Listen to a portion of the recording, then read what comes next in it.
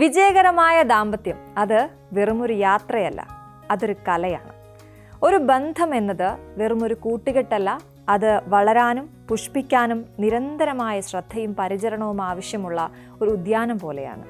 ആദ്യത്തെ ആകർഷണം ഒരുപക്ഷെ കാലക്രമേണ മങ്ങാം, എന്നാൽ അതിലും ആഴത്തിലുള്ള ശക്തമായ ഒരു ബന്ധം വളർത്തിയെടുക്കാൻ ചില ജീവിത രീതികൾ പിന്തുടരുന്നത് സഹായകരമാകും.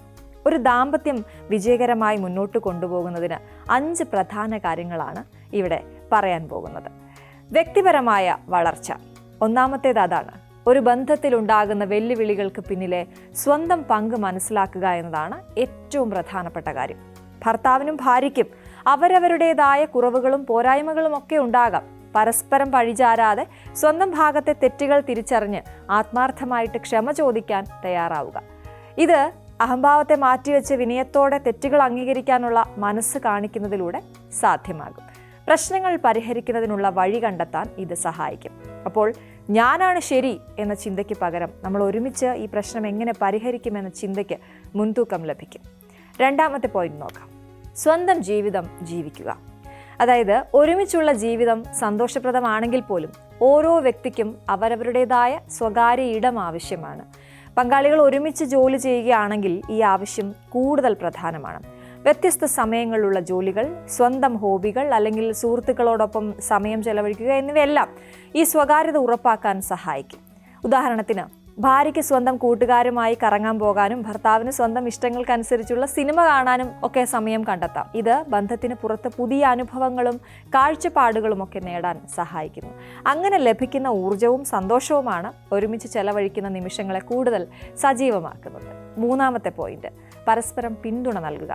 ഒരുമിച്ച് ജീവിക്കുന്ന പങ്കാളികൾക്ക് പരസ്പരം പിന്തുണ നൽകാൻ ഒരുപാട് വഴികളുണ്ട്. ഉദാഹരണത്തിന്, ആരോഗ്യകരമായ ജീവിതശൈലി പിന്തുടരുന്നതിൽ പരസ്പരം സഹായിക്കാം, ഒരുമിച്ചുള്ള വ്യായാമങ്ങൾ ചെയ്യാം, നല്ല ഭക്ഷണം കഴിക്കാനുള്ള പ്രോത്സാഹനം, ഇതൊക്കെ ആരോഗ്യവും ഊർജ്ജസ്വലതയും നിലനിർത്താൻ സഹായിക്കും.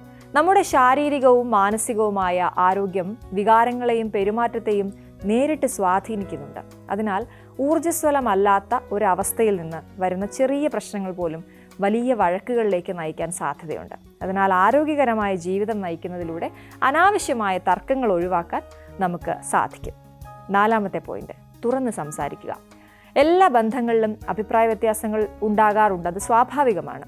എന്നാൽ ആ തർക്കങ്ങൾ കൈകാര്യം ചെയ്യുന്ന രീതിയാണ് ഒരു ബന്ധത്തിൻ്റെ ഭാവി നിർണ്ണയിക്കുന്നത്. വഴക്കുകൾ വരുമ്പോൾ പരസ്പരം കുറ്റപ്പെടുത്തുകയോ ദേഷ്യപ്പെട്ട് സംസാരിക്കുകയോ ചെയ്യാതെ സംഭാഷണത്തിനൊരു ഇടവേള എടുക്കുക, ഒരു ബ്രേക്ക് എടുക്കുക. കോപം അടങ്ങാൻ, നമ്മുടെ ദേഷ്യം ഒന്ന് മാറാനുള്ള സമയം കൊടുക്കുക. അനാവശ്യമായ വാക്കുകൾ ഉപയോഗിക്കുന്നതിന് പകരം യോഗയോ വ്യായാമമോ ഒക്കെയുള്ള ആ മാർഗങ്ങളിലൂടെ ആ നെഗറ്റീവ് ഊർജ്ജം അങ്ങ് പുറത്തേക്ക് കളയാൻ ശ്രമിക്കാം. അതിനുശേഷം ശാന്തമായിരുന്ന് പ്രശ്നത്തെക്കുറിച്ച് തുറന്ന് സംസാരിക്കുക. ഇത് പ്രശ്നത്തിനൊരു നല്ല പരിഹാരം കണ്ടെത്താൻ നിങ്ങളെ സഹായിക്കും. അഞ്ചാമത്തെ പോയിന്റ്, സന്തോഷം കണ്ടെത്തുക.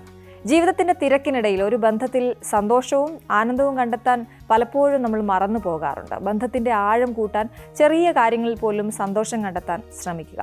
ഇഷ്ടപ്പെട്ട പാട്ടുകൾ കേൾക്കാം, ഒരുമിച്ച് നൃത്തം ചെയ്യാം, പരസ്പരം കണ്ണുകളിലേക്ക് നോക്കി ഒരു പുഞ്ചിരി നൽകാം, പ്രകൃതിയുടെ സൗന്ദര്യം ഒരുമിച്ച് ആസ്വദിക്കാം, അല്ലെങ്കിൽ ആത്മാർത്ഥമായ സംഭാഷണങ്ങളിൽ ഏർപ്പെടാം. ഇതെല്ലാം ഈ ഒരു വിഭാഗത്തിൽ ഉൾപ്പെടുന്നു.